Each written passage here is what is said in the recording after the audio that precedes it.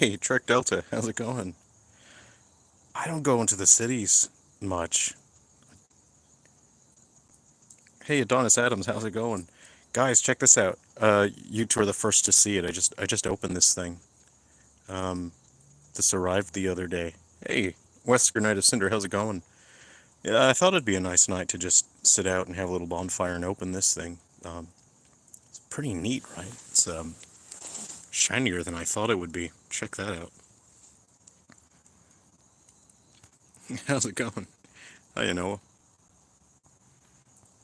Um, it's kind of neat, so I'll have to find a spot to hang that up somewhere. Hey, Captain Derpy, how's it going? You're talking about oh, the one you contributed the voice clips for. That's um yeah. So that one, there's an ingredient missing. Like the game is mostly done, but as a gamer, I know I'm playing it, right? Here's how I go with my games. I play test them all throughout development. And if I can tell that there's something missing, like as a gamer, you know when a game is missing something, right? And sometimes you just feel it. You can't put your finger on it, and you know something's not right. Like it just needs another ingredient. And so with that one, it's basically done, but I feel like there's something missing. And it's the same with my other game, Gorgeous Sword, Long Hard Justice. And that game is like 85% done, but I know that there's something missing from it. And so I'm working on some of my other games right now because I know that when I work on my other games, then generally in the back of my mind, I'll still be processing my other games that are in development. And usually, what happens is while I'm working on my other games, I'll just think of the missing ingredient, and then I'll realize that's it. That's what this game needs. So with that one, I'm waiting a little bit until it comes to me. You know, are there any wild animals in your area? Yeah, we get kangaroo, wallabies, koala. Oh, this is just a little bonfire in my backyard. Hey, how's it going? Fane, uh, Uh, Luke John, am I saying that correctly? Nolan61, how's it going? Congrats, man. Crazy stuff considering you just initially started this as a small, fun YouTube channel. Well, to me, I'm always going to view it as just a small, fun YouTube channel. Um, I don't, I'm never going to try to be, like one of those big, cool YouTuber things. I mean, I'm mainly doing this videos because you guys told me that you're having fun with it. It's morning where you're at. Oh, right. It's like, 11 at night, I think, here. I haven't checked. How's it going? Hey, you, oh, have you heard of quokka? Yeah, yeah. So how it goes is in Australia we have like the weird animals, right? Um, and the biggest ones are the kangaroos. The next size down is the wallaby, and then after the wallaby, basically you have the quokka. They're the next size down from the wallaby. Hey, Nezzy Chan, how's it going? Kind of humid for it. It is. It's a bit. It's a little bit humid. It's still relaxing, but I'm sitting back a little bit. You forgot Aussie is the opposite. It is. It's upside down. Crazy that your Concord critic videos is the major reason why you have a lot of people. Yeah. I didn't expect to ever get tons of views on any of my videos. I mean, I just did them. You know. Your favorite bird is also a kiwi bird. You know what bird I like is the what's the bird that it's in New Zealand, and there's a video of it like attacking a reporter's head, and he's not allowed to protect himself because the bird is protected legally. It's endangered. So this bird's like just destroying the top of the reporter's head, and the reporter's like, I can't do anything. This bird's killing me right now. Oh, you're playing BG3 today. Nice. BG3 looks like a game I would really want to play, but again, RPGs are my favorite genre, and I don't get to play them because of my work. Castor emu? No, no. Oh no, it's like it's like a bird, but it's like the size of a chihuahua, and it's in New Zealand, and I forget what it's called, but it's green. The fat green parrot that can't fly. That's the one. I can't remember its name. either, but it's hilarious. The clip of the reporter that can't defend himself while this thing's attacking him. You know, I like a long RPG. I like it. See, I sort of have this I have a problem with RPGs where I'll get to the end area and then I won't finish the game because to me it's like, oh, I don't want to end the adventure. I don't want to have to say goodbye to all the characters that I like and the stories wrap up. So usually I'll play an RPG till I get to the last dungeon and then I won't finish it for like a year or two. And I just kind of like to sort of enjoy. I mean, to be honest, when I was playing Final Fantasy VII years ago, I got to Cosmo Canyon and I just loved the vibe. The vibe was so cool. So I didn't want to leave Cosmo Canyon. And I knew that, oh, there's the whole rest of the game I need to play. And I think I spent like 6 months just hanging out around the Cosmo Canyon area in Final Fantasy VII because it was like the music, the campfire. I was like, I can't leave this place. What if the next place is not as good as Cosmo Canyon? So yeah, I spent 6 months in Cosmo Canyon before I went and finished the rest of the game. Sungun, you should totally play BG3 in pieces. Also, I did that with Fallout New Vegas and 4. Nice. Yeah, if if if anything, I'll play games in small chunks. Like I can really take breaks from my work for like 15, 20 minutes, which is why I mostly like Smash Bros. Because I can play it in short chunks. So games that I can play in small chunks are the ones that I can play. My only problem with RPGs is a husband that wants to talk to me during cutscenes. Oh no, Penny Jane, I'm so sorry.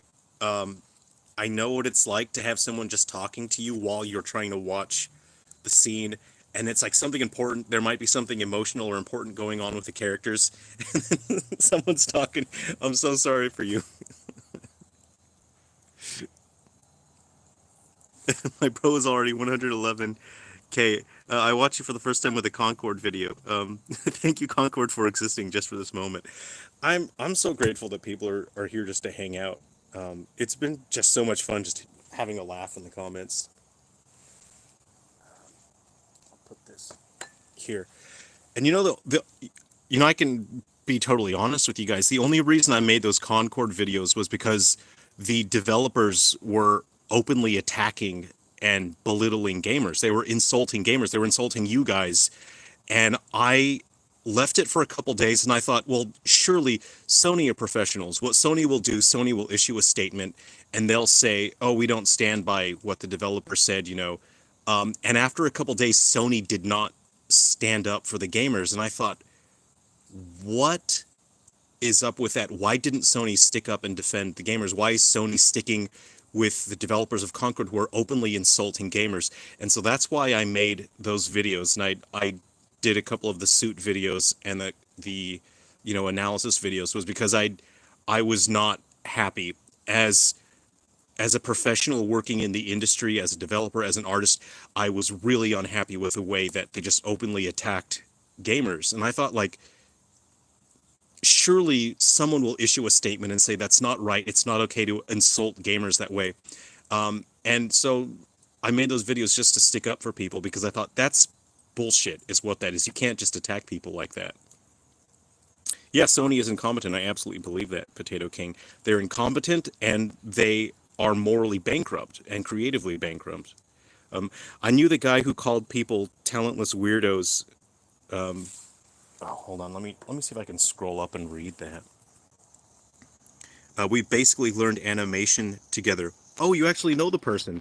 See, that's so uncalled for. Just making a blatant statement like that and calling people talentless weirdos. That really was one of the things that really sort of prompted me to step up and make videos about the topic because I really didn't like the way he just insulted people like that.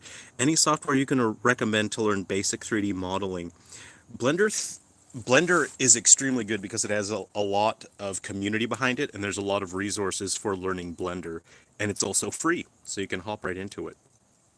I personally like Sculptress for sculpting, but it's not supported anymore. It's discontinued, but you can download Sculptress for free.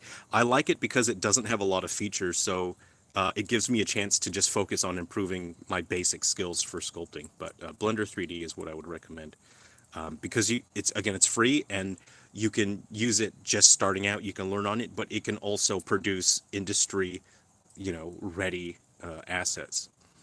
It's necessary to call incompetent when they are being incompetent. Absolutely, yeah. Good morning. Good morning.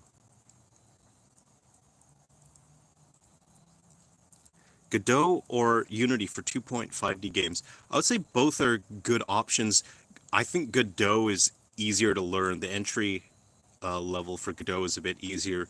Unity is powerful, but the problem is it's too powerful for people who are just learning game development. So Unity actually gets in your way a fair bit if you just want to start learning games. I always recommend starting on other engines and then moving to Unity later on after you've developed some familiarity with what it takes to put a game together. Final Fantasy VIII is your first RPG on PS1. Oh man, we have to talk about Final Fantasy VIII. I just love Final Fantasy VIII. I don't think I didn't understand it enough as a kid, right? I need to stoke the fire a little bit. Let me poke around here.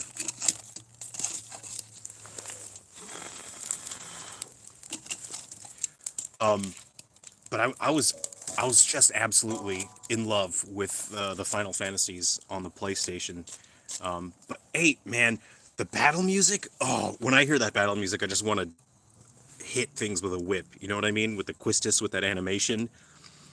And Final Fantasy VIII made me addicted to pressing R1 in RPGs. Like any RPG that I played for years afterward, as soon as like a sword character would hit the enemy, I'd press R1. That's thanks to Final Fantasy VIII. Took me years to recover from that.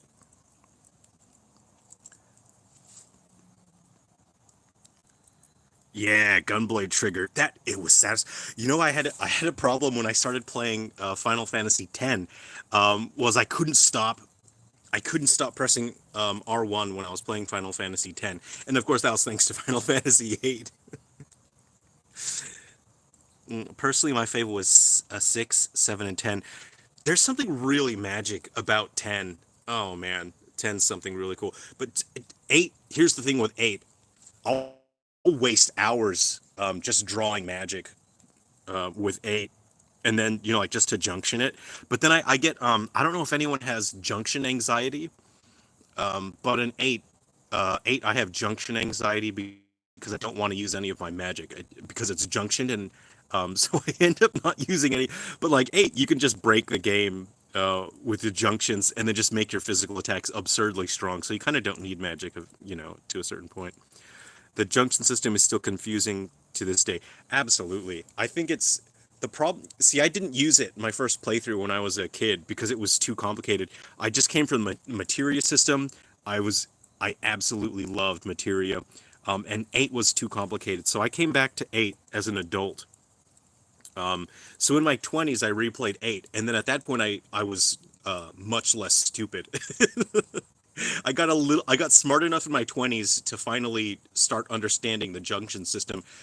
As a teenager, it was too much. It wasn't materia. That's all I knew, so I didn't use it. But I used the junction system as in my 20s, and I thought like this is cool. This is so awesome. Oh, we're just hanging out. We're sort of talking about Final Fantasy. You're not a fan of 10. You don't like that grid system. You didn't walk. It takes a while to get used to the grid system, and there's something a little uncanny. Like something about the voice acting kind of has that appeal that Silent Hill 1 and 2 have. That's like the voice acting is uncanny to a certain extent. 10 has that to me in a very good way.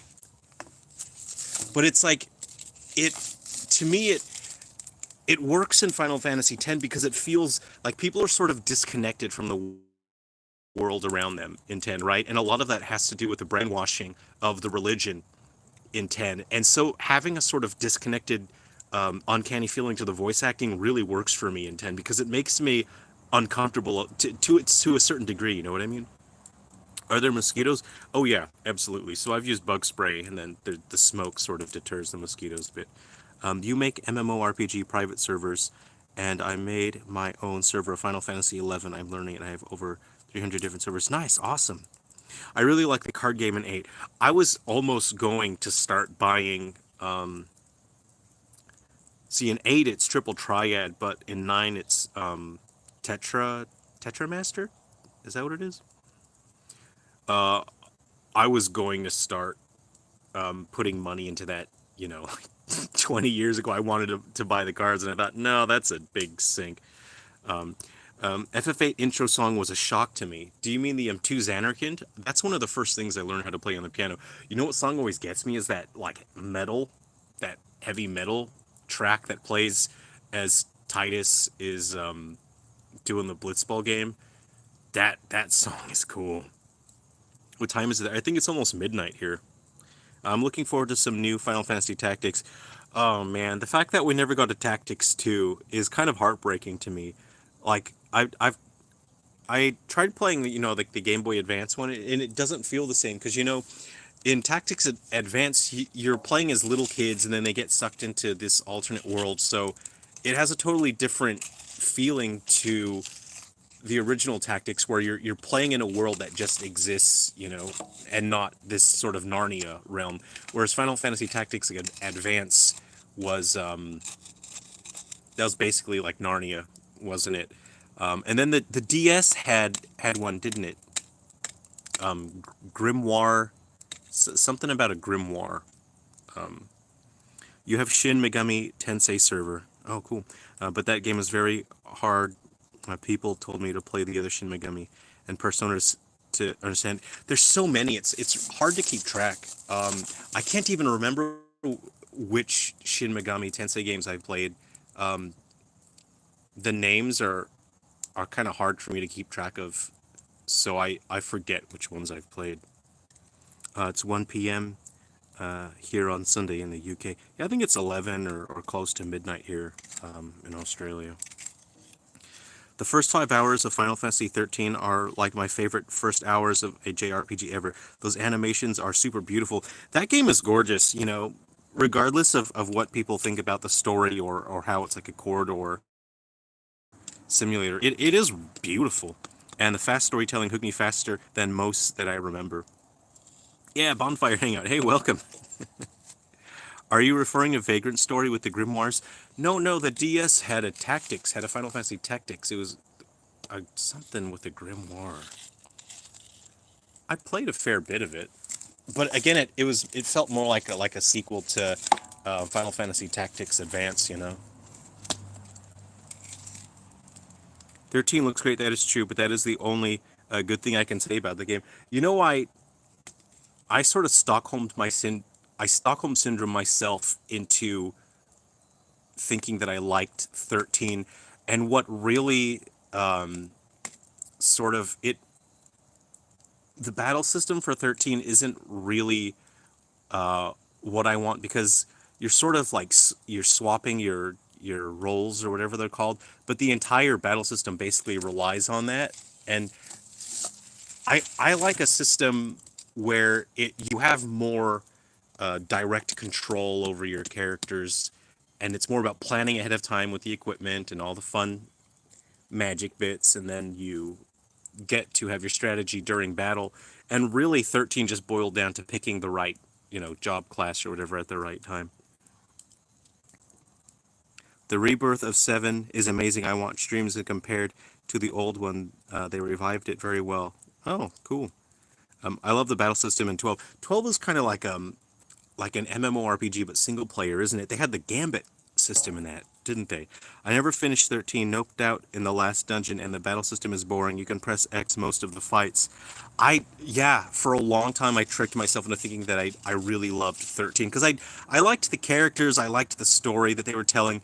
But the more I thought about the battle system, the more I thought, like, I'm not really getting to do that much in the battle system. But I think there's so much to like about 13 still. I think it's still a good entry in the series. Yeah, we're just chilling. We're hanging out with a bonfire. Are you talking about Final Fantasy Tactics A2 Grimoire of the Rift? Thank you. I knew the word Grimoire and Rift were in there. I just forgot how the words lined up in there. I I have never played Final Fantasy for the combat system. There's two games there's two Final Fantasies that I will play for the battle system, and that's 10 and 7. And 10, I just love the character swapping system. I love how every character is has their own sort of unique strengths and weaknesses, and I love 7 for the materia. You never finished 10, the new a style didn't gel. I like the old ones, but not remakes. Yeah, it's in 10 is so interesting because there's no game that looks like it. 10 is so unique. You cannot say that there's another game that looks like 10. And I love that. And you know what's so hilarious? There's an interview with the character designer, and I don't know her name off the top of my head, but obviously she's a genius. She's brilliant. And she said in an interview something like she was using like BDSM magazines as part of inspiration for the design. So you have like the rings and the belts. And she said that people would give her funny looks as they walked past her desk, and she had BDSM magazines out on her desk as she was using them. And I didn't know that. I think I saw that interview a couple years ago, and then it suddenly clicked with me, and I thought, oh, I guess that's where all the belts come from. I mean, I've never seen a BDSM magazine, but I assume, the way that she described them, sounded pretty funny. I thought that was hilarious. I have to choose one for the comment would be tactics. Oh, I could play tactics again right now. I mean, we're talking about it, and it just makes me want to go and grind for job points. Tactics is that's a game I could just play again and again. Wasn't that Nomura style belts and zippers? Nomura, he had the tassel phase where that was like sort of the Kingdom Hearts, and Kingdom Hearts 2 is every character had all these tassels and beads. Where are you from? Australia. Stout Sauropod. That's a cool name. Congrats on 100K. Thanks for that. um, your character integrity and humor is a real joy and big inspiration for me to get into YouTube myself. That's cool. Go for it. Absolutely. Just, find something that you care about and just talk about what you care about. Um, Statistically, eventually we could reach 1 million just by sheer force of numbers. Forget tactics, play triangle strategy. I have seen that. I do want to play that. That looks really cool. That looks like something I would enjoy. Can we get some banjo music, please? I would like to. I have the banjo here, but I actually can't because I have to hold the phone to live stream. Nomura does have a fetish for belts. Just look at Kingdom Hearts concept design. So for a while, because I was so inspired by Final Fantasy and Tetsuya Nomura, I accidentally copied his phase when he was doing tassels and belts. And I was just a teenager. When you're a teenager, you have no choice but to copy stuff because that's just how it is. As a teenager, you don't have enough life experience to make your own truly original stuff. So you're just copying things. And so when Tetsuya Nomura went through that phase, I accidentally copied him as a teenager. So all the stuff that I was drawing as a teenager had belts and zippers all over it. What games are you looking forward to this year? For me, it's going to be Monster Hunter Wilds. Um, Bleach Rebirth of Souls. That's not out yet, is it? Is it? Is there a demo out? Yeah, the button just arrived. So I filmed a video where I unboxed it, and I'll put that up maybe tomorrow. Nomura loves zippers and chains, and yeah, those he loves all that and the tassels. I remember seeing the tassels. Hey, fellow hunter. Hey, how's it going? Erwin, how's it going? So this thing's really, really shiny. It's really neat.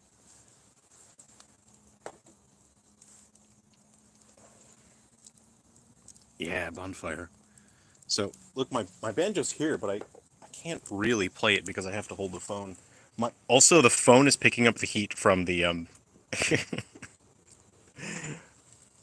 any surface that's pointed close to the bonfire. So I'll tell you a funny story. This was I think 2 years ago. I was at a music festival and I was sitting around a fire. I was sitting around a fire with a bunch of people. We all had instruments. We were all playing different things. Um, and there was a lady, a middle-aged lady. She had just gotten a 12 string. She was hitting on me, and then I wasn't sort of responding, so she started hitting on my friend that I was there with. She had a 12-string guitar, um, and she was sitting too close to the fire. And you want to be respectful to people, right? You don't just tell people what to do. You don't just be a know-it-all. What I wanted to say was, hey, you're sitting too close to the fire with your 12-string guitar. And she was so proud. And she was saying, oh, I just got this. It's beautiful. It was a beautiful 12-string guitar. And I didn't say anything. And looking back, I think I should have, but I didn't want to be a wise ass and I didn't want to be rude. So I didn't say anything to this lady. And then towards the end of the night, it was probably like midnight, 12:30. She handed her 12 string. Someone wanted to play it, so she handed it to him. And then the guy's strumming on it, and he's looking down on it. And he says, "Hey, something doesn't sound right." And we looked at it, and the bridge that holds the strings on the guitar had come unglued off the guitar, and the bridge that holds the strings lifted up off the guitar because she had spent too long sitting close to the fire, that the fire heated up the glue and loosened the glue, and basically the guitar came unglued. And so the strings came off it.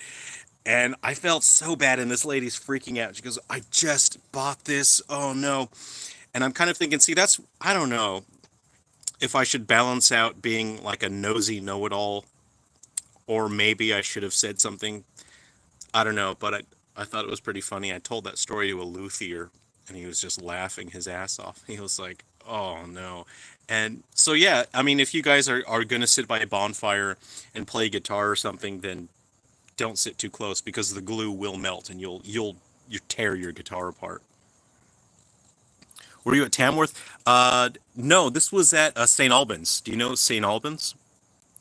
It's not a difficult fix. See, here's the thing though. Not everyone is a luthier. I think this lady, just wanted to strum a guitar. Life lessons are learned the hard way. Yeah, you're right. I feel you. I get told I'm a know-it-all all the time because of this. Yeah, you get it, right? So, hey, how's it going, Bobby? So, yeah, I didn't want to say anything. So I didn't want to be, an annoying guy. Everyone's just there to relax and hang out. So, she learned her lesson. Human interactions are the dark souls of life. There is an easy mode and there is hard mode to it. Hard mode is just like walking up to someone in a situation where there's no reason to be interacting. And then easy mode is like hanging out at a pub or saloon. If that happened again, would you choose differently? Hector Lane? I think I would. I think I would. I think that event sort of changed my perspective a little bit. We all hit checkpoints in life where, like we're mainly the same people, right? For long stretches of our lives, we're consistent, we're the same until we reach certain checkpoints. And then your life basically says, all right, you got to switch to the next disc and there's no going back. And that I think was a moment for me where I thought, I think next time I'm going to say something. I'm going to save somebody like $2,000, and I'm just going to say, hey, you're gonna destroy your guitar sitting close to the fire. So I would choose differently. Yeah. St. Albans. Oh no, St. Albans in New South Wales in Australia. They do music festivals there pretty regularly. Self-defeatist. I'm living every day on Dante must die when it comes to social interaction. Going through the painstaking process of seeking treatment. I've made my own Bruce Lee action figure with paper. I made two of them. When I was a kid, I used to make action figures out of the tin foil. When you get lunch in the cafeteria and then there's tin foil on top. So I used to make action figures out of that. So I mean, it was kind of telling when I was a kid. I would rush through my work in school, right? Like any homework, I would just speed run it in class, get my homework done, and I would be making board games and card games during class, and then during recess, my friends and I would play the board games and card games that I made. And then eventually, when my family got a computer, I just started making my own games. So even at a very early age, it was very telling that I was going to be making video games for a living. It was going to be pretty obvious. Yeah, yeah, yeah. This is my backyard. Just enjoying a little bonfire. There's so many places with the same names. How many Springfields are there in the States? I think there's nine? 11. I'm going to guess 11. I'm a bit of the spectrum, so it's hard for me to know what to say and when to say it because everything is just data for me. Yeah, a lot of my friends are on the spectrum. Some of my friends are more autistic, and that's fine. I understand. well enough that we have to communicate in a more direct and a more obvious way, and that's fine. Yeah, relaxing bonfire. And these are actually the beer glasses from my game series Silver Falls. There's a bunch of Silver Falls merchandise that you can get from my shop, and any merch that's on the shop is stuff that exists within the Silver Falls game. So you're buying stuff that the characters, actually use in the game. So that's the bar that's in the games. I did not know this about myself until last year. It took me 45 years before realizing it. Oh, that's interesting. Yeah, I think some people don't find out until pretty late in life. Indrajit Bose. Hey, how's it going? Indrajit, good to see you.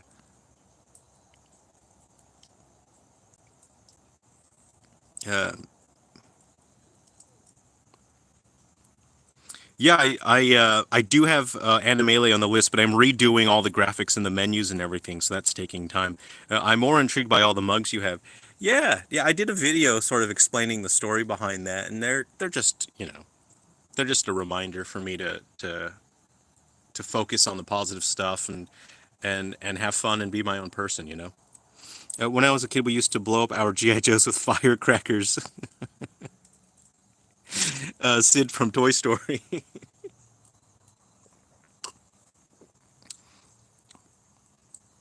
I'm buying a Magna 1 3D printer. Oh, nice. That's awesome. I'm putting all my savings on it. Hope I can make some figures for myself. That'll be awesome. I've got a 3D printer, but it's one of like the sort of cheap older ones. How many mugs do you have? I don't know. I don't know.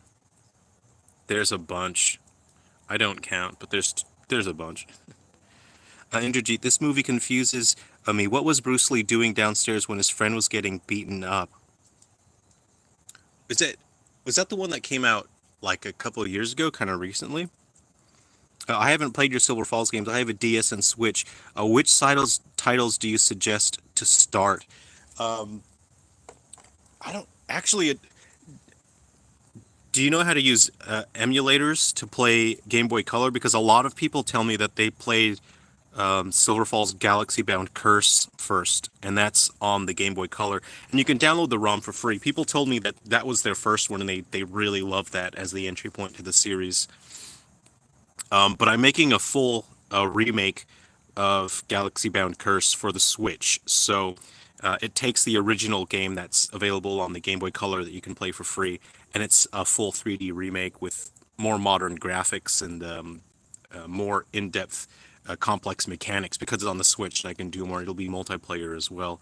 But people say they really like that. If you like platformers, Ghoul Busters, Silver Falls Ghoul Busters is available on the Switch.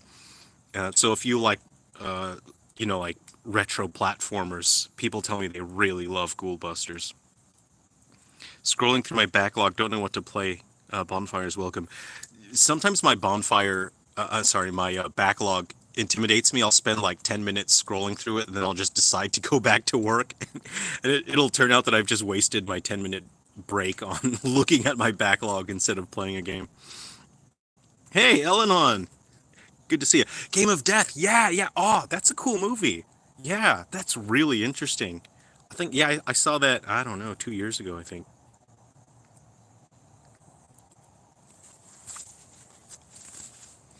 Yeah, I'll upload a video. I did the unboxing. I think I'll do it tomorrow. I'll do it all tomorrow. But the play button arrived. Check that out. That's pretty neat. So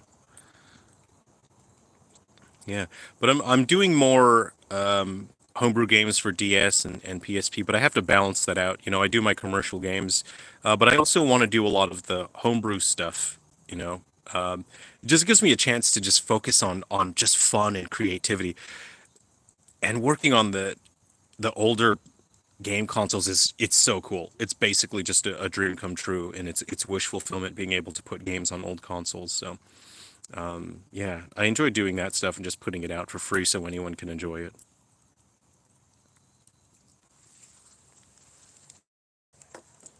And there's a number of Silver Falls that you can play for free. And you can see them on my website itch.io. But people tell me they really love Galaxy Bound Curse. So yeah.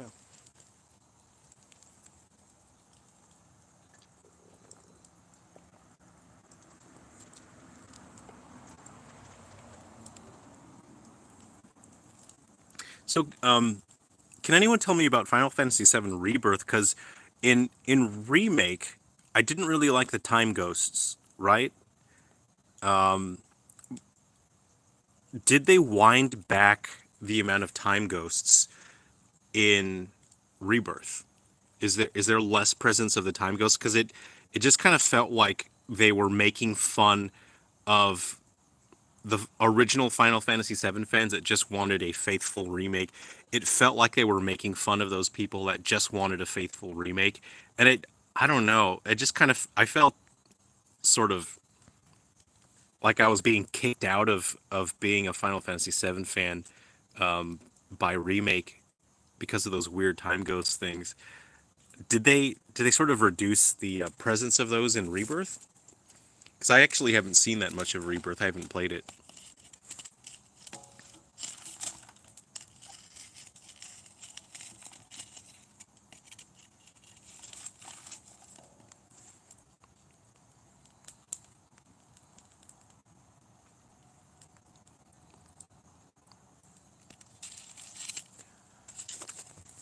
Oh, I can do polls here. Cool. Okay. Start a poll. Ask your community. Here we go.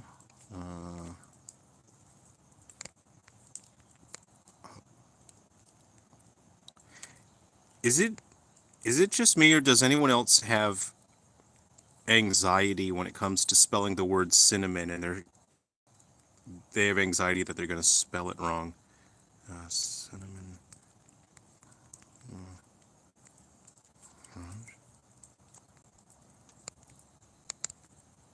cap. There we go.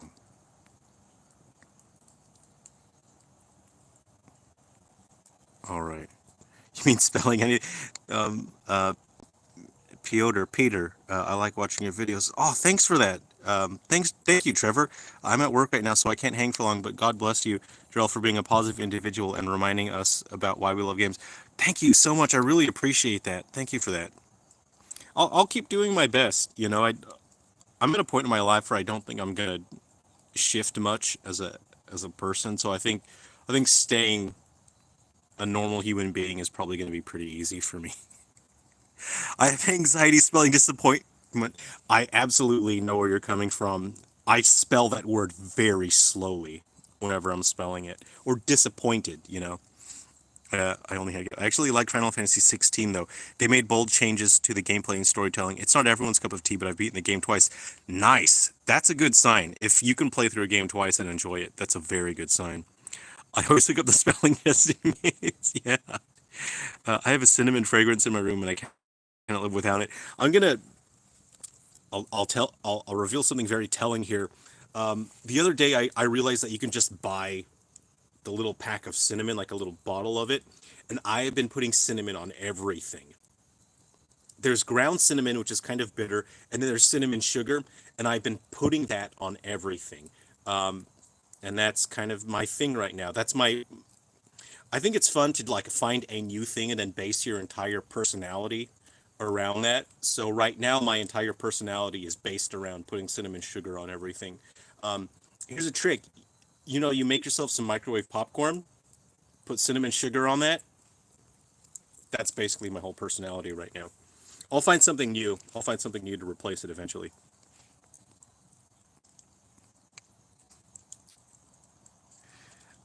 My mother met Mr. Lee back in the 60s. Oh, that's so cool. At the Golden Harvest Studio when she worked for an agent. They were scouting someone to play Odd Job. Yo, could you imagine? Could you imagine Bruce Lee playing Odd Job? That would be weird. He has too much charisma. I think Bruce Lee has way too much charisma to be Odd Job.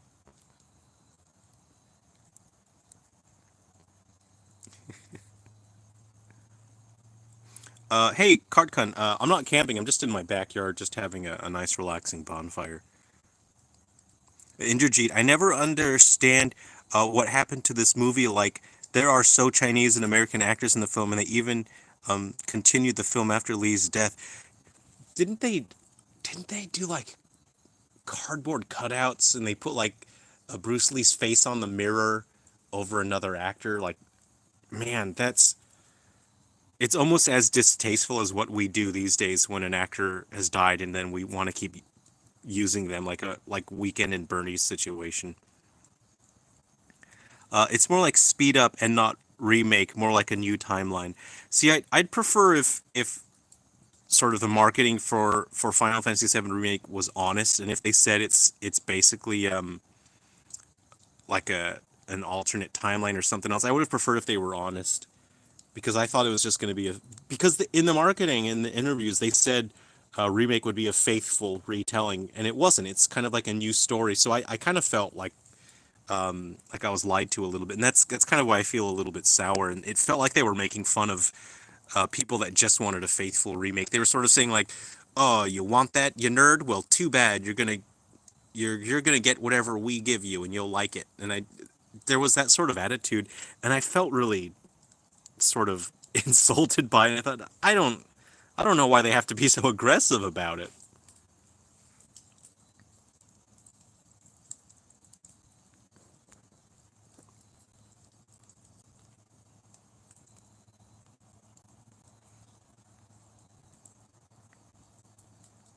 My phone's getting really hot. So, earlier I was sort of talking about the guitar that melted.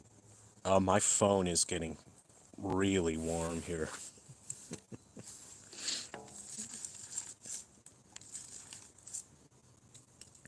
Yeah, it's really important to me when I'm working on my games.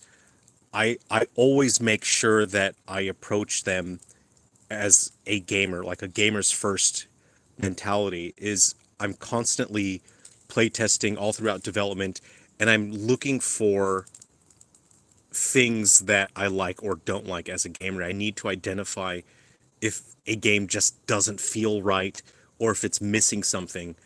That's what's really important to me when I'm making my games. And sometimes I have to stop working on a game because I know that it's missing something. And I know that if I were to launch it, if I were to ship a game, like I get games to like 85% and I think it's something's missing. And it's better to just hang on to those games and wait a little while and then launch them after you've figured out what's missing and you're able to add in and make sure the game feels right. And so I'm really excited about the games that I've got coming up. Um, I've been pushing the hours a little bit too hard the past couple of weeks. I've been doing 110 hours a week, so it's been a little bit of a push, but I'm really excited to get my next games done.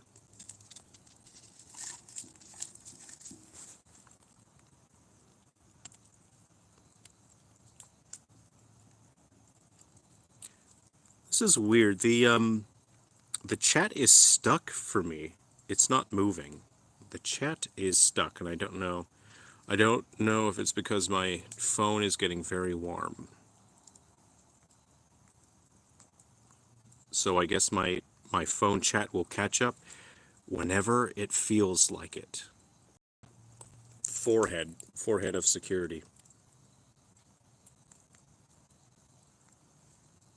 Great, great. The chat's stuck on my phone. Cool. How do I make this not stuck anymore?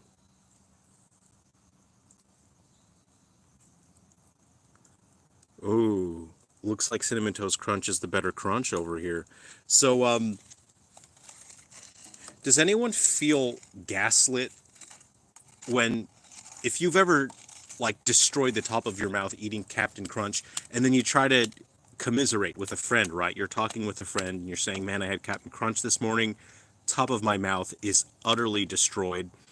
And then your friend says something like, "Oh, I've never had that problem with Captain Crunch. It's Captain Crunch doesn't hurt the top of my mouth."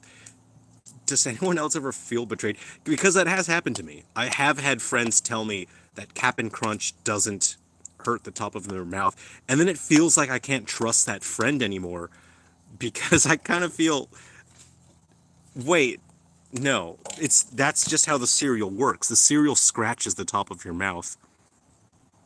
I feel like people are lying to me when they say that Cap'n Crunch doesn't scratch the top of their mouths.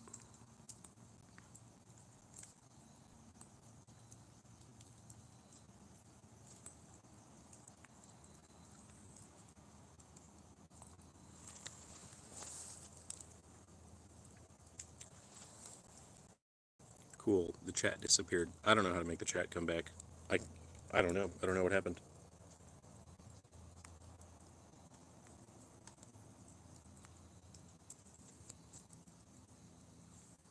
I'm pushing buttons on my screen here.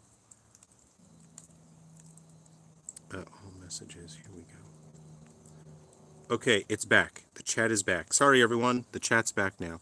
Maybe we'll wait until it's all soggy. Kalan. Okay, now you make a very good point, right? You make an excellent point. Wait till Captain Crunch gets soggy.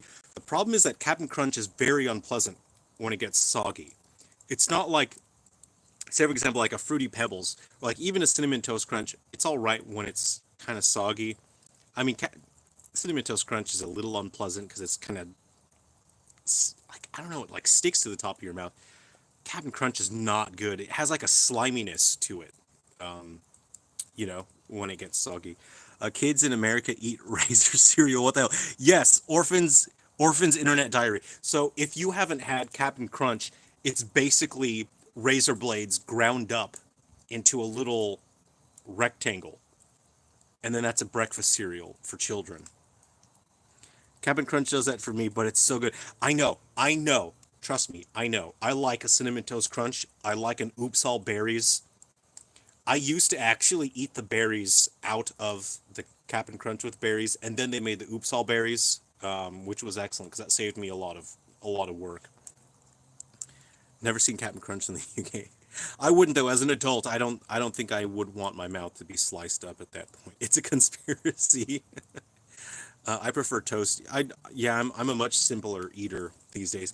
I have a very boring grown-up cereal now with zero sugar. It's very healthy. I think it has 5 out of 5 health stars. So the health system in Australia is crazy. It's not like how it is in the States. Our food has a health rating. It's out of 5 stars.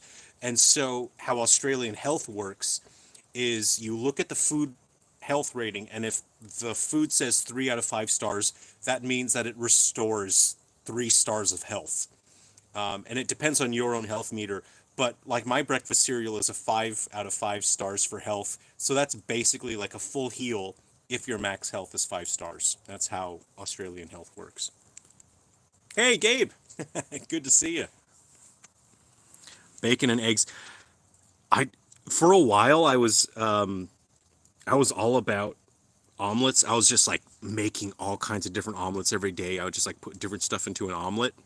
But I try to not have too much of the same thing over and over again because that can lead to addiction. So when I identify that I'm having something too often, I'll just swerve away from it and have something else. So I think I'm ready to circle back to omelets, though. I was having tons of omelets the other day. Darn, now I want some Captain Crunch, all this cereal talk. I can't remember how long it's been. It's probably, I'm going to have to say, oh no, it might be 21, 22 years since I've had Cap'n Crunch. There's like a tight window for being soft enough but not too soggy. You're right. You have to hit the sweet spot for Cap'n Crunch. Absolutely.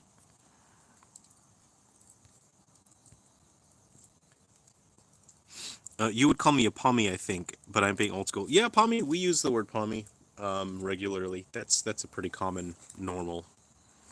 Yuck, we don't eat dingoes. That's like eating a dog. I wouldn't eat a dingo. I don't know anyone that would have had a dingo. Been trying to hit you in Discord. Try to add me. Okay, I'll check. Yeah. I need to keep remembering to log into Discord. I don't because I'm so locked into. So I've been working on my new game framework, right? I've mentioned it a little bit. It's called Fragment Domain, and it's a game framework that has a bunch of RPG elements, and I'm just like front loading this framework with a ton of RPG elements, so I can make a bunch of different games, and if I need particular features, then the framework already has it built in. But it's designed specifically for action adventure games. I'm going to be using it for at least like 7 of my upcoming games, and they can all play very differently because the framework has so many different features in it. So what was I going to say? Oh, I'm trying to catch up. Oh yeah, so I'm trying to like the framework is 100% ready to now produce full games. but I'm just like pumping it full of features. At this point, I'm just like jam packing as many features as I can into it, just so that when I need to use it for upcoming games, the features are already programmed in and ready to go. A game about emus would be mad. Emus are cool, man, but you know what? A cassowary, if you don't know what a cassowary is, look it up. A cassowary is an emu that basically has a razor blade mohawk. It's the most metal bird you've ever seen. It's pretty rad. Do an emu wars game. That would be a cool idea. Does Tencent have shares in Discord? I don't know. Something like that. One of those companies does have shares in Discord. Hey, Lil Pixels, how's it going? Yeah, we're just hanging out, enjoying a nice cozy campfire. Emus and drop bears. So so in the chat, there's Indrajit, who's in the chat, is the biggest Animele fan, and Animele was basically like my first commercial game. It's a mobile game. It was free to play, but it had ads. And I'm working on bringing that to the Switch, but I have to basically like redo all the graphics and the menus. And Indrajit's been like a huge supporter of Animele, and it's a good thing he's been reminding me to keep working on the game. But one of the characters that I added to Animele was a koala, and a lot of his moves are inspired by the drop bear. So there are moves where the koala summons a tree up and then he'll drop straight down with a grab that's unblockable, like really cool moves like that. And yeah, Animele, it's not on the Google Play Store anymore because Google asks you to like update all the legal stuff, and I haven't had time for that. Anyone else remember the Dingu A320 handheld? I had one. I absolutely had a Dingu A320 handheld.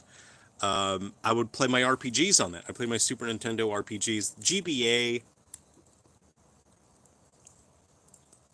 I think GBA was all right on the A320, but I absolutely had one. And I gave that to some family in Idaho that grew up. They didn't have a lot of video games. They didn't have a lot of money for toys. So I gave them my Dingu A320. I gave them a bunch of my throwing knives, and yeah, that's such a cool handheld.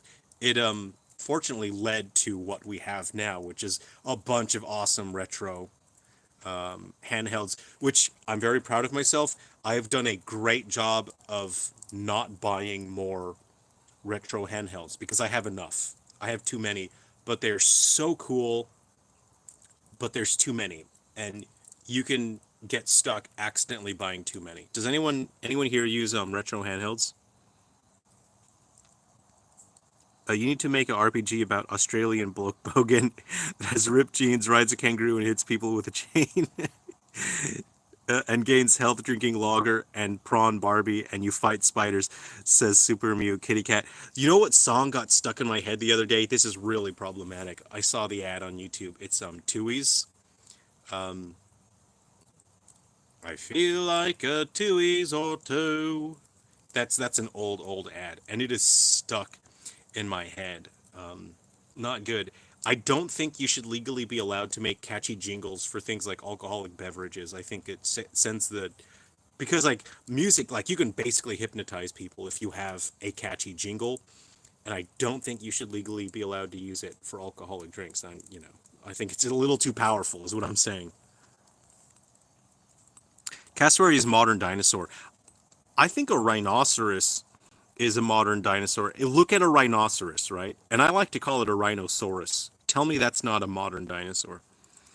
Gabe, have you watched Yahtzee's Developer Diary series? No, I haven't. What's it about? Yeah, Australians lost a war to emus. I have a Miyu Mini Plus. Nice, nice. I have the first model of the Miyu Mini.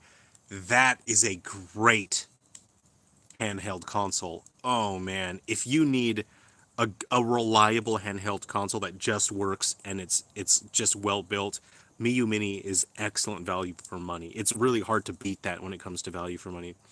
The VB jingle is still on ads, rather nostalgic. It's weird how we can get people to spend money based on nostalgia. I will buy things based on nostalgia, knowing that I'm being manipulated. Don't get eaten by a spider, bro. You're more likely to get, you know, kicked in the face by a kangaroo than you are to get eaten by a spider. He made a challenge of creating 12 games in 12 months. That sounds fun. Hey, don't hug me. I'm squared. Hello to Germany. Hello from Australia. I want to try your games, but I only play on PC. Will you ever make PC ports? The Silver Falls games are all the official games are Nintendo exclusive, but there's a bunch that I've made that you can play on PC. If some of my videos have the link, I'm sorry, I can't put the link in there right now. I'm sort of stuck on this screen here, but I do have games that you can play on the PC. There's smaller games that are free in the Silver Falls series. My upcoming games, I will bring them to PC. I mean, I've had thousands of people asking me for those, so I will focus on bringing my upcoming games to PC.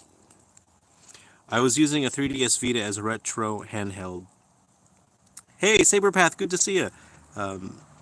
Unfortunately, have to sell them because I moved to Czechia, also as all other consoles except PS4. Oh, it's a shame you had to sell them. That's a real shame. I I know. I wouldn't want to get rid of my 3DS or Vita. I know that I would regret it and want to buy it because I got rid of my PSP years ago. You know, when I needed money, so I sold my PSP. I was a student at the time and I really needed money, and I regret it. In the chat, what is the thing that you regret selling or trading in the most?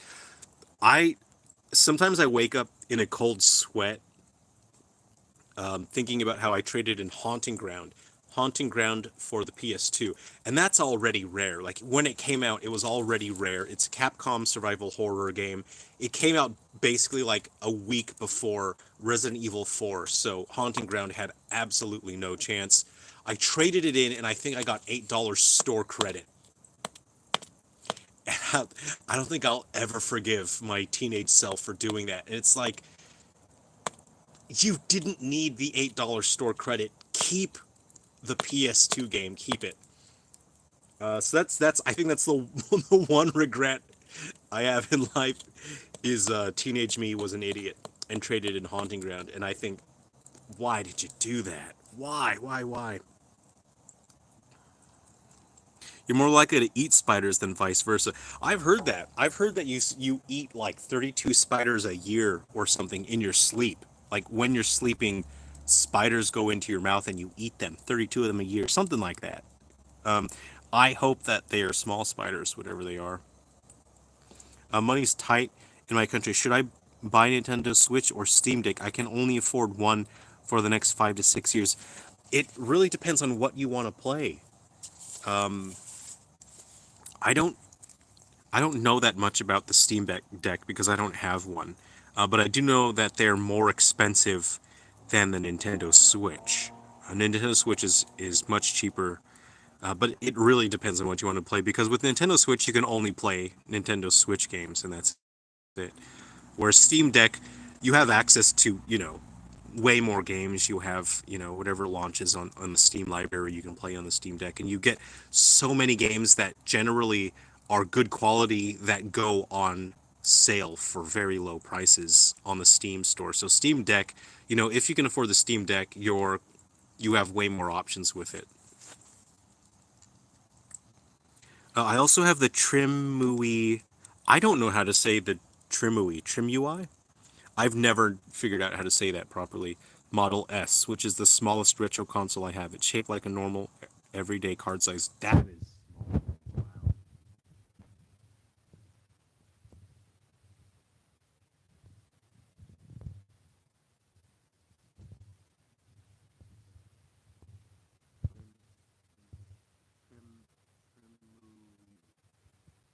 I think a Nintendo console would probably function for longer.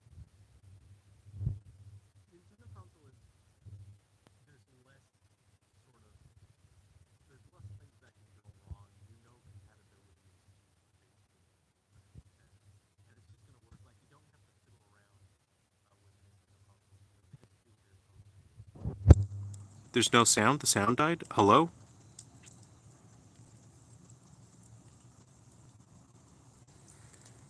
Microphone. Uh-oh, did my microphone melt? Because I'm pretty close to the... Hello? It's back? I think I need to scoot back. I was just telling you guys a story about how a lady melted her 12-string guitar, and all I did was laugh. I mean, I didn't laugh. I watched, and then I laughed about it later. But now it's my turn. Now I'm melting my phone.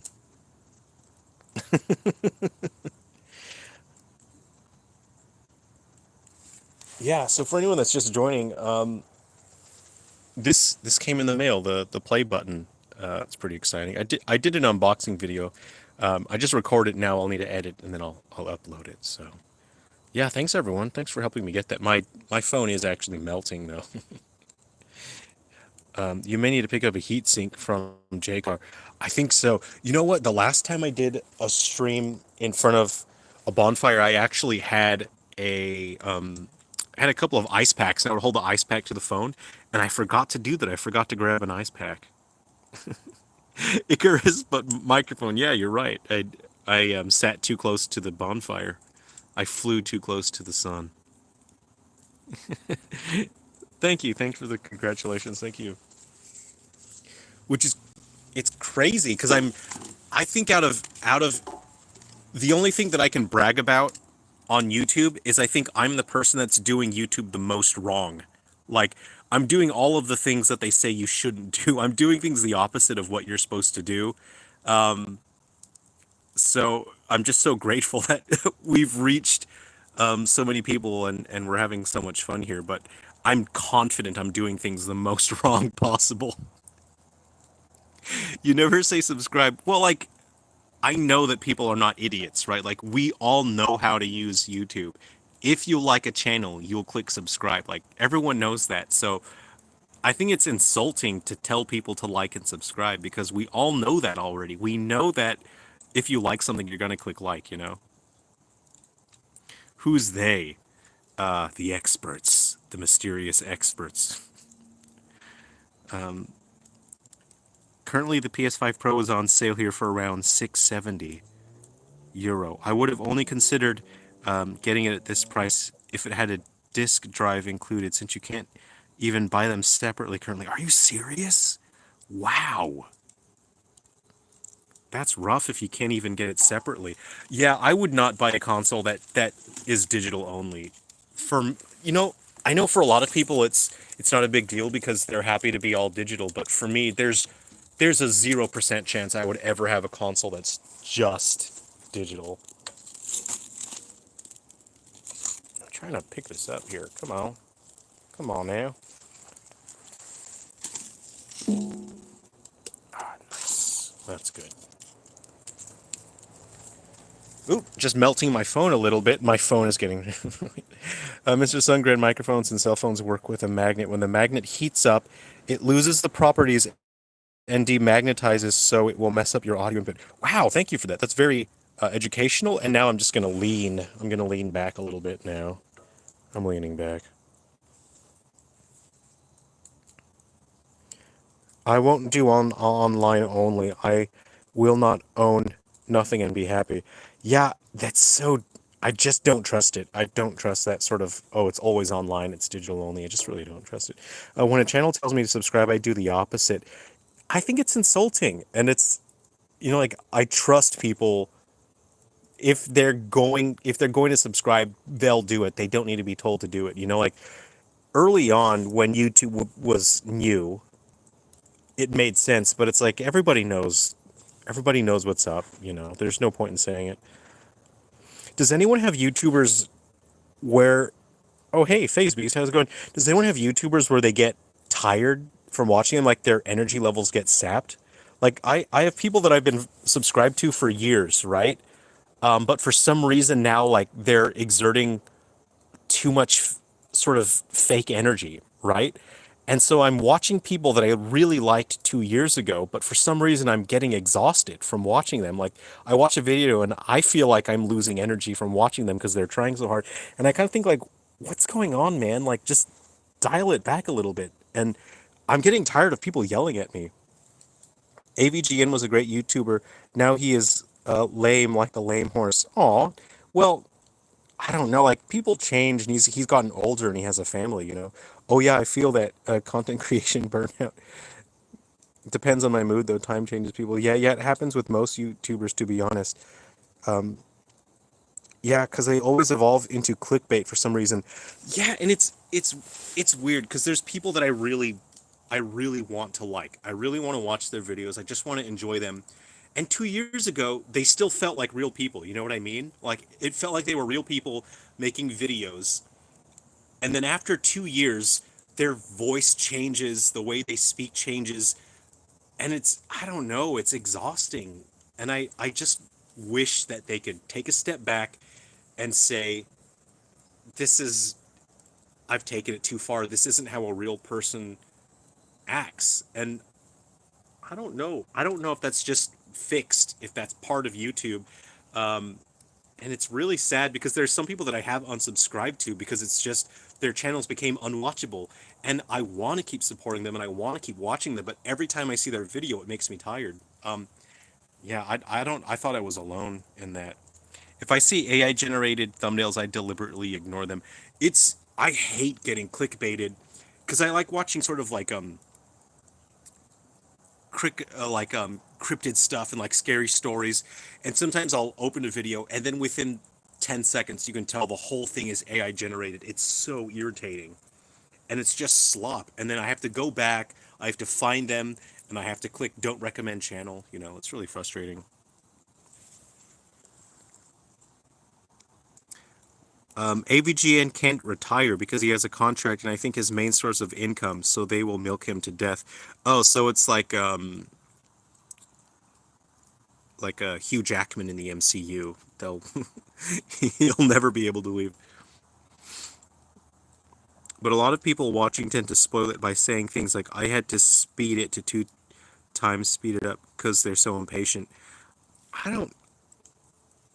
Sometimes I'll speed up a video to just to like 1.25 or like 1.5 times because there's some people that just drag out the video and they'll put in like 3 minutes of filler in the beginning. And I kind of think like, oh, you wanted to hit the 8 minute mark to put, extra ads in. Real people make me giggle every time I watch footage of myself. I get scared, surprise myself. Content change or we grew up. It's an interesting point. It's something to think about. In less than 5 years, I had some YouTubers I really liked, but after several months, I got tired and moved on to different ones. Yeah, I don't know. It's like that with sort of like, video games and movies where they have to escalate. They feel like they have to keep escalating.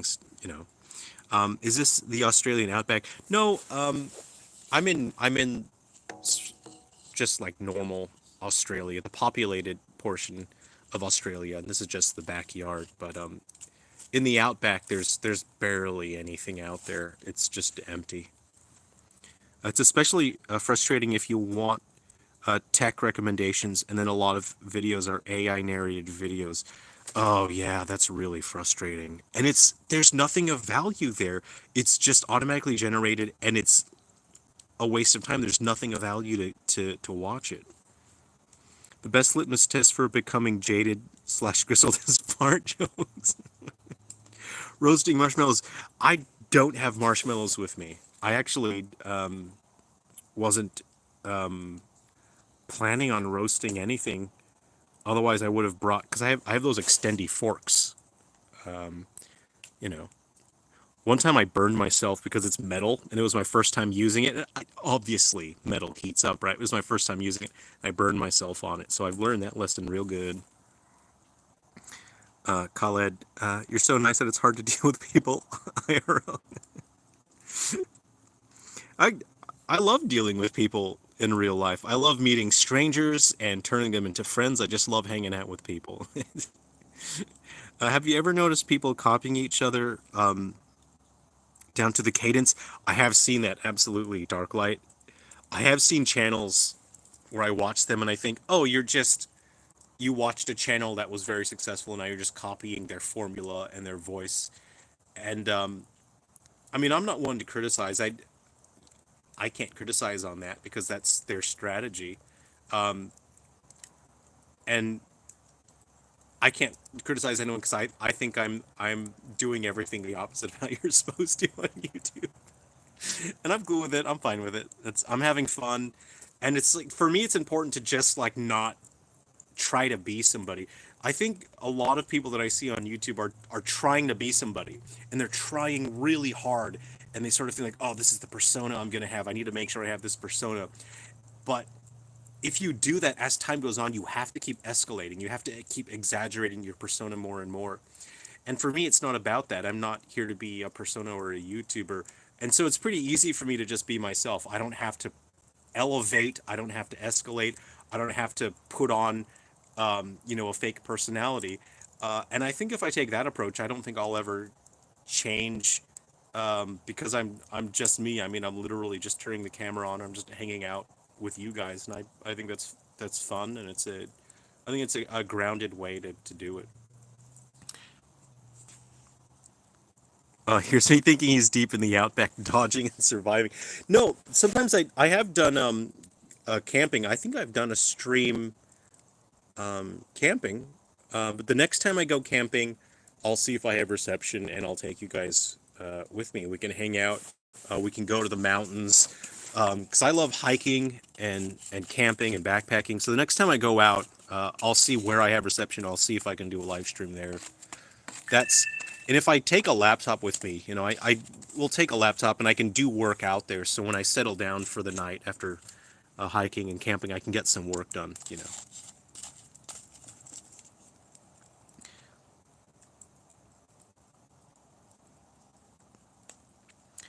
I don't understand VTubers. Then they are weird. I don't. There's a lot on the internet that I don't understand, so I just roll with it. Hiking stream. Yeah, that would be fun. Yeah, my battery just booped at me. I have 15%. We're good. We can hang out still. I got 15%. Yeah, my father figure. He's in his 80s now, and I aspire to be like him because I think he's the coolest person in the world. He's a good man, and he kind of has this vibe where he's just sort of cool with whatever. And so, like, you could talk about hours. You could spend hours talking about whatever thing, whatever young person thing that you're doing, and he'll just sort of nod along, and he'll just say, "Yeah, sure, okay." And I think that's the right attitude to take. Is, look, I don't understand it, but I guess this is what we're doing now, so that's cool with me. If you're low on batteries, you can always connect to the one in your defibrillator. Here's my train of logic, right? Because I'm already conditioned to think in modern ways. I'm thinking of modern ways where we plug in a phone, we plug in a laptop to charge it, and so I set up the defibrillator, and my brain automatically went to, how do I recharge this thing? Where do I plug in the defib to recharge it? So you know, we're conditioned to think certain ways. I thought it was, and then I thought, do you charge this? And no, it just has its own sort of situation going on. What's your phone? This one? This isn't a phone that I use for phone calls. I only use this for recording video because it has a good quality camera. A it's an LG G something. LG something. It's got two screens on it. The case, it has a detachable case. It's got a second screen so I can run multiple apps. But LG is dead. They don't make things anymore. Snowy Rains, Jarrell, thanks for streaming. Hey, thanks for hanging out. I've written with quite a few VTubers. There are those, and then there are those. Some are legit and some play a role. Oh, interesting. Blue Mountains could be a nice hike, but you'll get better reception doing Bondi to Coogee. I've I've done Bondi to Coogee. I do a lot around the Blue Mountains. Yeah, I love hiking everywhere. G8, maybe. Honestly, I stopped paying attention. I'd have to take it out of the case, but then it would give you guys like a seizure if I have to shake it out of the case. I had to get 2 defibrillators for my business. They are pretty expensive. I can't imagine someone purchasing one just for a bit in a video. No, I didn't. I didn't get the defib kit just for the bit in my video. So I help run an archery club, and we needed to get a defibrillator kit for the club, and I just waited for an opportunity where I thought, if I could, use this for a joke in a video, then I'll just hang on to it. And then fortunately, there came an opportunity where I thought I could probably share a laugh with people. So that's how I did it. I don't generally buy things for a joke or a bit unless it's like 10 to 15 bucks. That's my limit for buying a prop for jokes. So like a while back, I did a DBZ video, and I said that I ordered a Super Saiyan wig, and then I looked up like a really expensive one, and then what I ended up taking out of the box was like a He-Man bob bowl cut, and that was like 10 bucks. So I'll spend 10 bucks on a joke. Is this a literal demonstration of Sony's customer service? You mean how it's on fire? How it's burning to the ground? That's great. Musk sticks. Yeah, the musk sticks cost me like $6, so that was enough for a bit.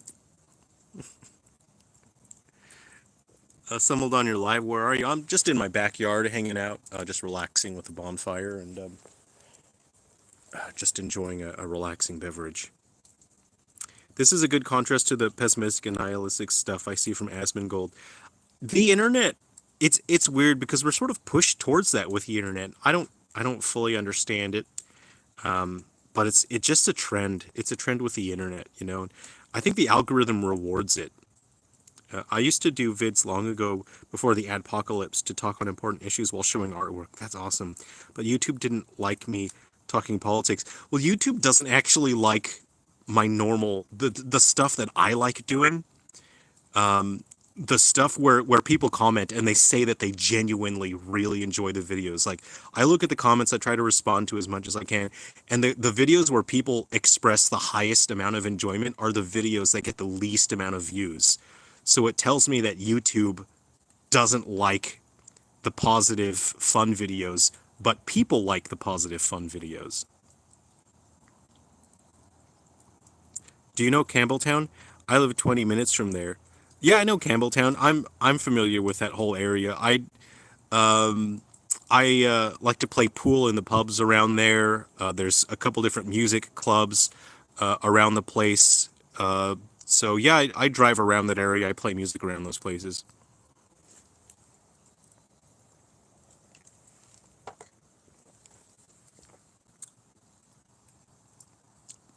When will you make an apology video?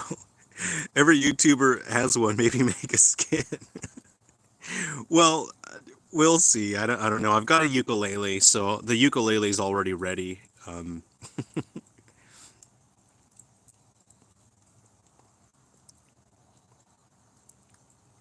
It's interesting, you know, like when you sit and watch a fire, there's something about it. It sort of connects with this primal part of your brain, and it brings you a sense of melancholy that nothing else can do. You know what I mean? You sort of think about different points in your life.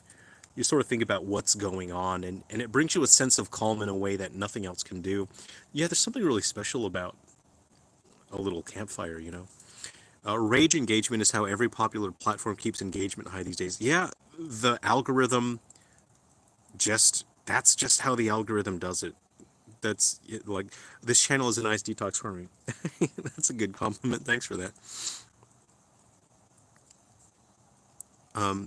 You go to Minnow? I don't know where Minnow is. Have you heard about the pirate software drama? It's crazy. I don't I don't know. I don't know anything about pirate software. I don't really keep up with people. Sometimes things will pop up on my YouTube feed and I'll watch it, but I don't really understand it. Do you like Dragon Ball GT? It's something etched into my childhood, so I noticed the references to it in your videos. Yeah, oh yeah, anything Dragon Ball related, I'm just, you know, I think you guys can tell the stuff that I like. I'm a huge Dragon Ball fan. And here's, you know, like, here's what's important to me is that I I hope that I can share the idea that just because we don't like the same things, it doesn't mean that we can't get along, that we can't respect each other and view each other as you know good people. I don't know. The internet has a sort of thing like if you don't like the exact same things I like, then we're enemies. One of my closest friends hates Dragon Ball, and every chance that it gets mentioned, he just lambasts it and just makes fun of it. And it doesn't upset me; it makes me laugh. And I think it's funny for people to roast things that I like because it helps me understand the thing that I like more. It helps me see the flaws in the stuff that I like, and I can appreciate it more fully because of that. So a friend of mine always talks shit about Dragon Ball, and you would think, oh well, why would you hang out with that friend if you love Dragon Ball? But it's not like that. It's like we don't have to like the same things. We can make fun of each other's stuff and still be friends. So to me, that's important. You know, a lot of my friends, we don't like the same things, and that doesn't negatively affect our friendship. It's, if anything, it's more fun that way because we get to make fun of each other in some friendly way. You know.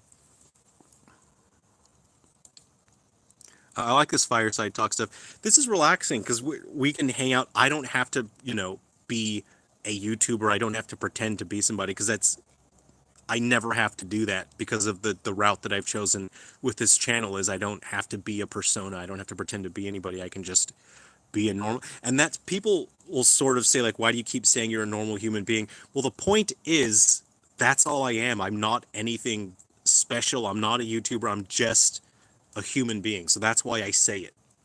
And it's, you know, we're all human beings and we can just be humans together, you know? Any thoughts on Marvel this year beyond Fantastic Four? I really hope Captain America is good. I just want it to be good. I just want to enjoy it. But the internet keeps hating Captain America. And it's like, look, I'm sure people have their own reasons for hating it. I personally just want to see a fun movie. That's all I want, you know? Don't end up like Boogie, please. I don't know what Boogie is. Is that short for booger? I mean, everyone has to clean their nose at some point. Arashi Mifune. I have a friend at work I have nothing in common with, yet we are friends. It's possible. See, that's great. You don't need to necessarily have things in common to be friends with people and respect each other. One of my closest friends cannot stand Kingdom Hearts, so that's a one thing we can butt heads over for fun. See, isn't it? That's great, right? Like you can still be friends, and it's fun. It's fun to roast your friends over things that are harmless, like stuff about a game that's harmless. You know, you wouldn't make fun of your friend over something that matters. You know, something important. But it's like a video game is just a fun thing. You know. The most thing I like about your videos are the instrument parts. I don't feel exhausted after you talking about video game drums. Thank you very much for the feedback. You know, my intention with my videos is that people can walk away from my videos and then not feel negative. You know, they can feel positive about something.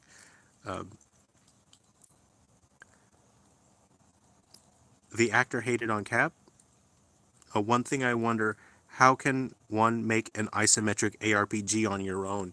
So if you're new to game development, there's many different frameworks. There's some game engines.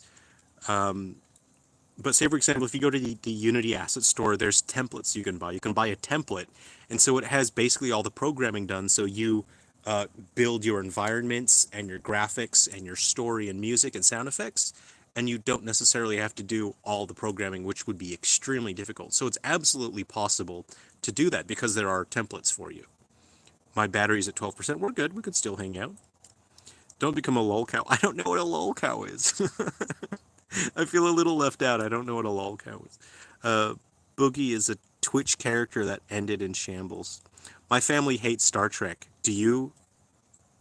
Your name is Trek Delta. Is that a reference to Star Trek? It's some dude who used to be known as the Mr. Rogers of YouTube ended up becoming a lolcow. I don't know what a lolcow is. Movies have been garbage for 15 to 20 years. They're certainly very different. Movies are very different. I find the era that I go back to most to find new movies that I haven't seen is, I would say the 80s, because the 80s was a sort of renaissance period for creativity. And it's funny because I grew up in the 90s. You would think I would go back to the 90s more. But there's something really special about movies from the 70s as well. I really like the 70s.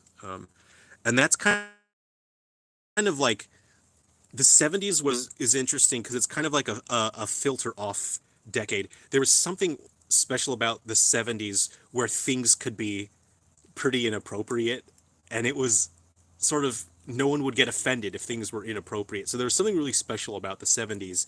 And sort of decades after that, people started getting more precious, and it's like, oh, you don't want to offend anyone, and you can't do this or that. But the comedy and the humor in '70s is just this is really unique.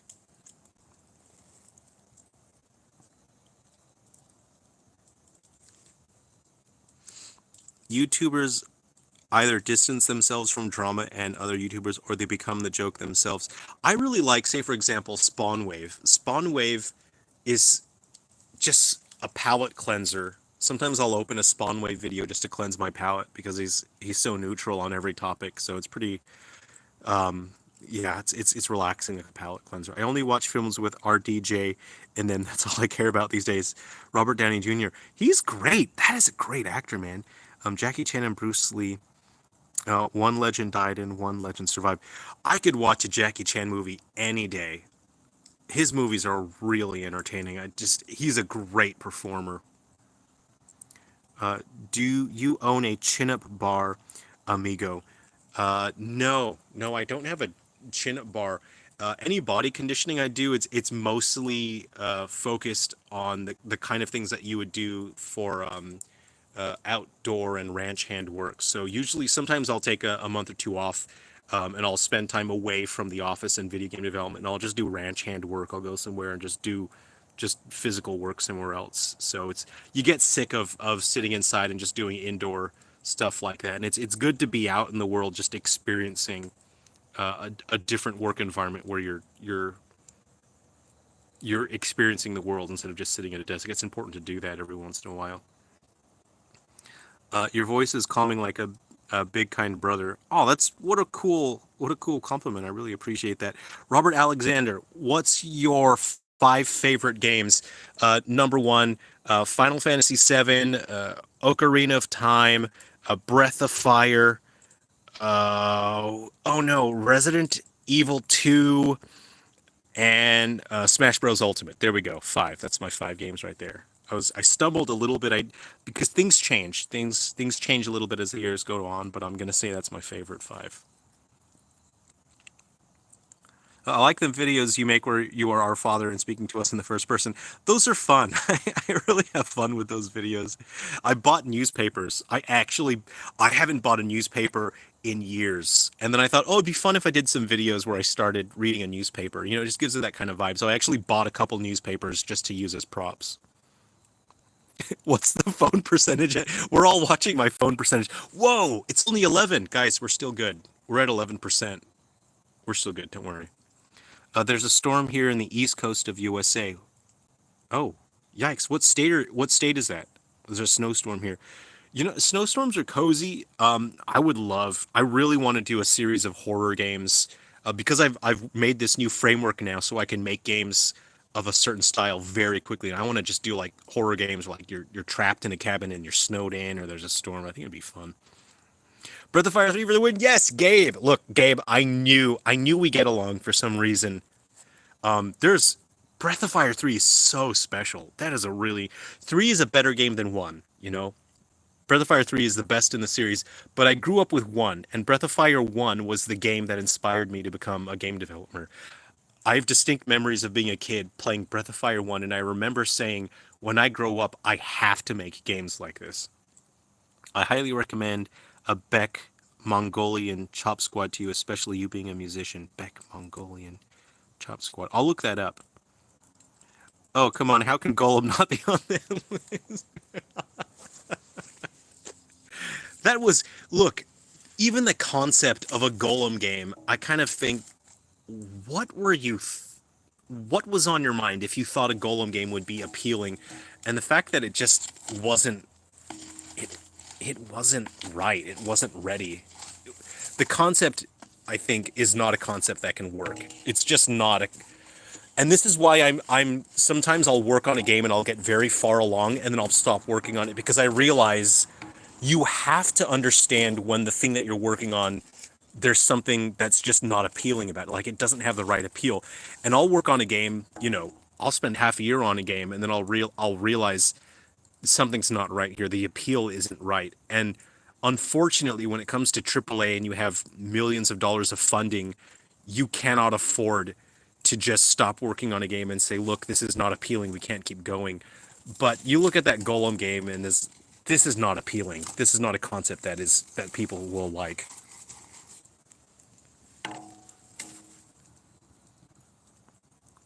Golem is the opposite of what anyone wants to be.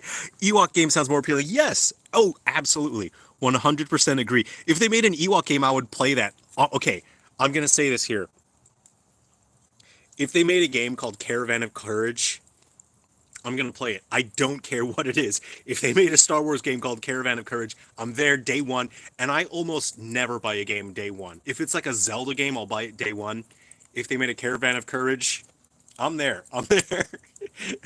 You can quote me on that.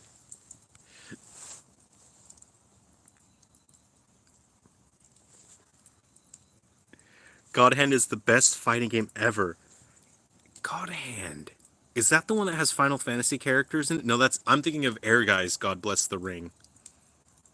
Why Bruce Lee uses his original voice in only one movie, Enter the... Really? Really? Golem game, if it were very polished, maybe it could have worked a bit on PS2.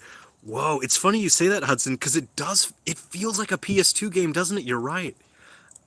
You know, people say that to be insulting, like, oh, this looks like a PS2 game, bro. But I absolutely agree with you. It just feels like a PS2 game. A Wilford Diabetes Manning. I forgot Wilfred he's in the first Caravan of Courage, right? Or the first Ewok. There's two of them. There's Caravan of Courage and what's the other one? You know, I have a hard time remembering Caravan of Courage because there's a YouTube channel I really like, and they call it Caravan of Garbage. That's Mr. Sunday Movies, so that's sort of overridden the name in my brain a little bit. He's an Aussie. The two guys, James and Mason. Ewoks are cringe, but the idea of being a gremlin thing in a tree village is very appealing. I think as a game it would work. I actually think it'd be pretty fun. Sitting here at 8 a.m. watching it be so dark out is weird. Brain doesn't comprehend time zones at this time. I'll tell you something funny. I know a lot of people hates on this, but Nintendo is the only developer I buy day one. You know what getting called and is Nintendo Polish for a reason. Yeah,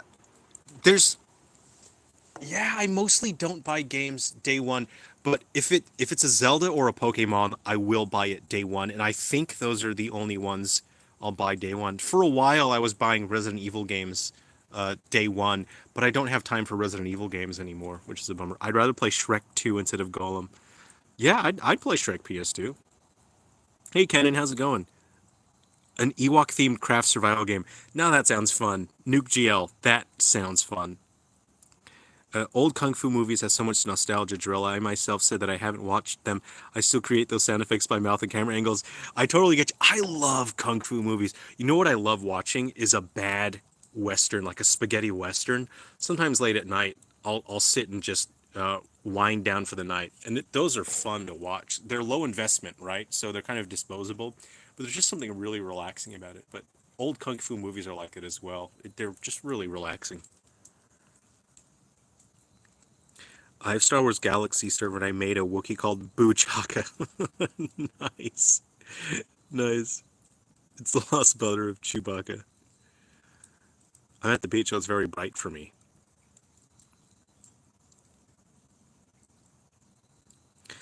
I'd say Zelda games. I really enjoy Zelda games. I think Zelda is worth day one. Kung Pao is my favorite. Oh, I love Kung Pao. Shaolin Soccer is one of my favorites. Kung Fu Hustle is one of my favorites. And those aren't disposable. Those aren't what I mean by disposable. Like disposable are sort of like, you know, the sort of spaghetti movies from the 70s and 80s. But yeah, Kung Pao, Kung Fu Hustle, and Shaolin Soccer are some of my favorite movies. They're really great. You guys know. Oh man, those movies kill me. I absolutely love those movies. Kung Fu Hustle. That's in my top five. Kung Fu Hustle's in my top five favorite movies. So you have archery skills. So do you also have marksmanship skills as well? Phase Beasts, yes, yes. I really enjoy shooting.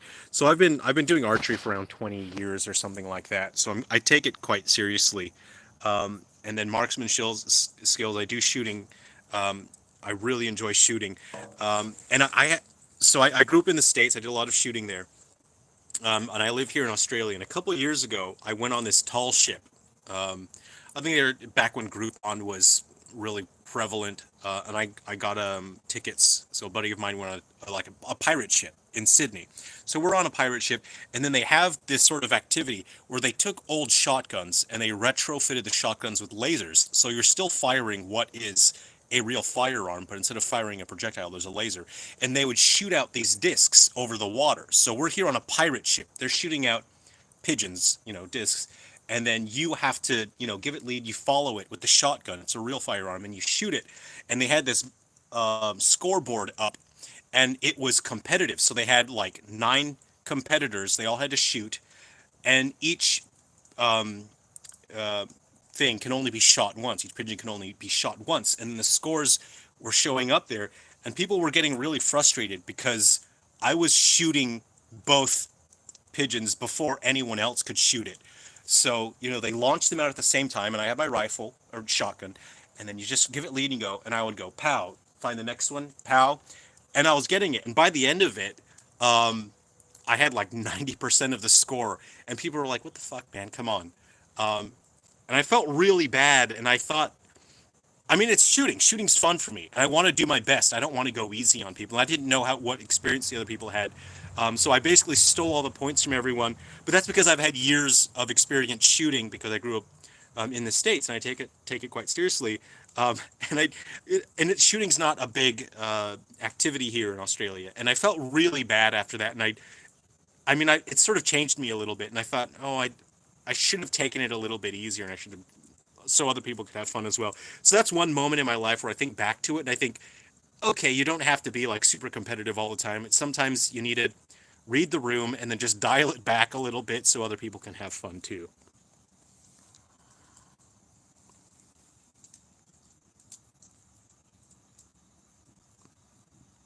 John Wick Sundgren.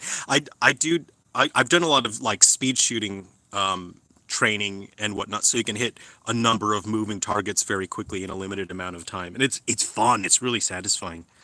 Saberpath. One of my cousins was very anti-gun. Then he got into clay pigeon shooting, and now he's all about getting new shotguns. It's fun. It's really fun. It would be disrespectful if you held back. Well, see, I agree with you absolutely.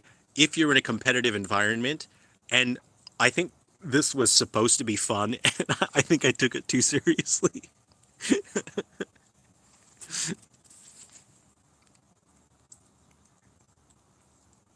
Spaghetti westerns were based on Japanese films like Yojimbo. Oh yeah, yeah, yeah. They sort of copy the formula a little bit. Hey, Ginoze, it's good to see you. We finally back at the campfire. Ginoze, awesome. No, style on people all the time. So I've taught some people to play Smash. I'm not great at Smash, but I have some experience playing Smash, and I've taught some people to play Smash, and so they're good enough now to where they can style on other people pretty badly. And I'm teaching them, like, once you gauge somebody's skill level, dial it back a little bit, because you still want other people to have fun, and then you don't want to discourage other people from learning how to become good at Smash as well. So I'm sort of teaching people, like, play your best, figure out how good the other people are, and then dial it back so that if you win, it's pretty close. Like, you don't want to ruin the fun for other people. I think it's important to sort of be considerate to that degree. But, first give it your 100% just to see what sort of experience level people are at. They'll understand. Did you do a 360 no scope with the gun? No, no. It was more like a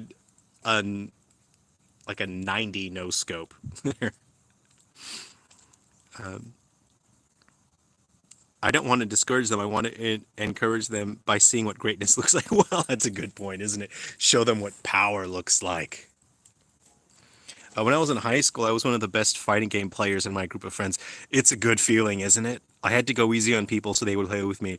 Yeah, you get it. You understand it. Otherwise, no one's gonna want to play with you, right? So you get it.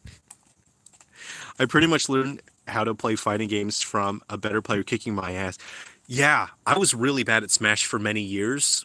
And I went to a tournament locally here in Australia, and I got obliterated. I just got eviscerated by a guy, and it was really sad because I'd spent basically my entire life just playing Smash casually with my friends that I grew up with. So we would just play for fun. So I went to this tournament and got absolutely destroyed, and that's when I realized, okay, I better start learning how to become decent at this game. No dialing it back. Got to give the newbies a trial by fire. Well, see here, like I have friends that are like on the spectrum, like they have some degree of autism, and if you just destroy them in a game, they won't want to play the game. Like they'll never play it again. So you need to sort of take that into account and just give them a chance to learn the game.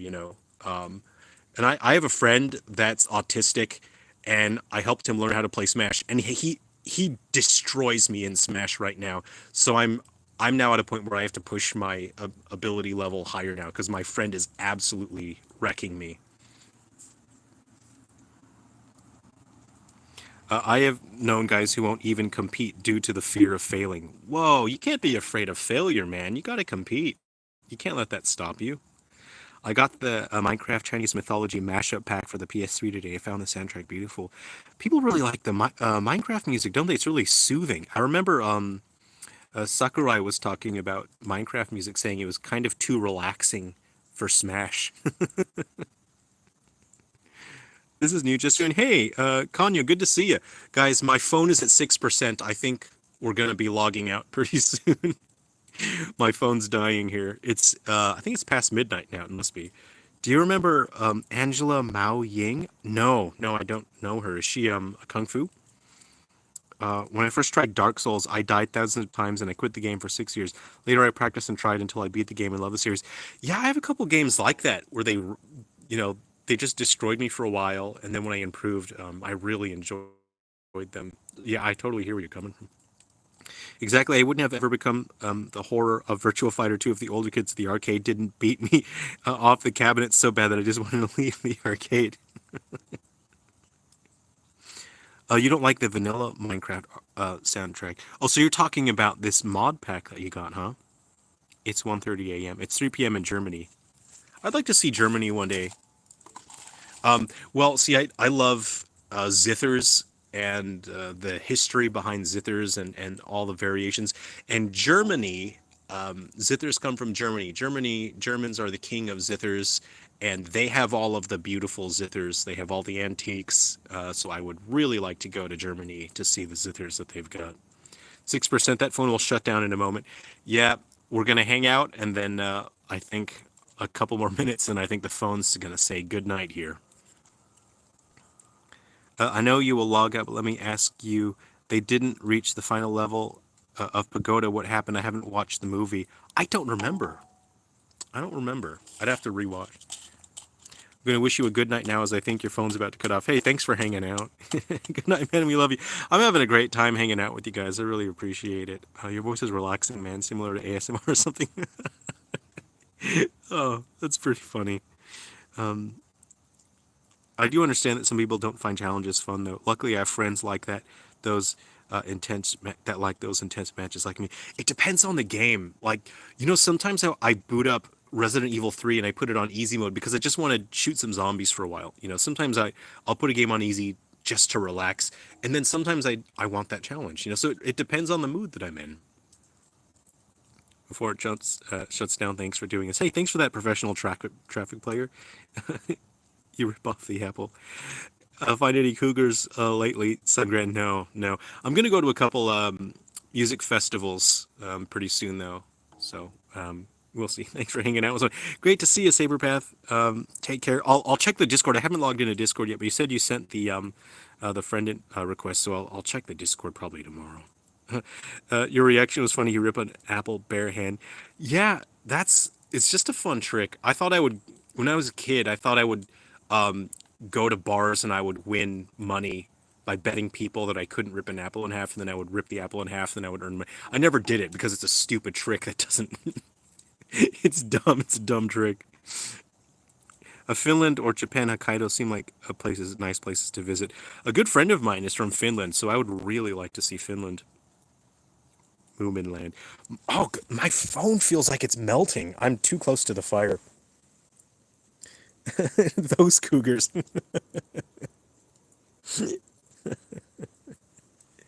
Yeah, Gina's if you haven't heard, I've just finished my new game framework, and I'm just packing a bunch of extra features into it.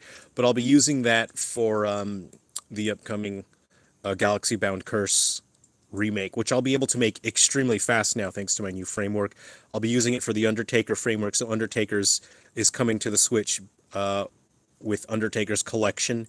So it's going to have Undertaker 78, which is the sequel to the original Undertakers, and it's going to have a remake to Undertakers using my new framework. So it's going to be pretty exciting. Yeah, thanks to this framework, I'll be able to make games crazy fast. Must be after midnight. Yeah, it absolutely is. It's gonna head out. Take care. Thanks for hanging out, guys. I better log out here. I've got 5% on the battery, and my phone's begging me to plug in here. So thanks for hanging out, everyone. It's been really awesome. Let me just a huge thanks.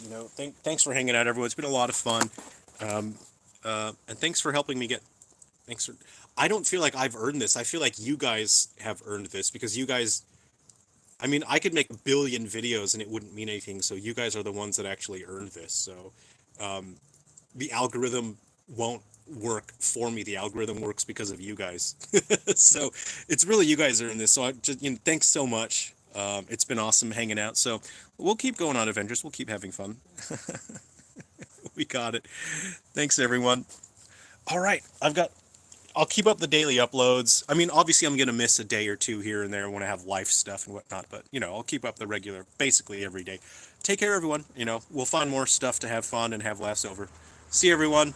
Take care. Thanks for hanging out. Bye. Bye, everyone.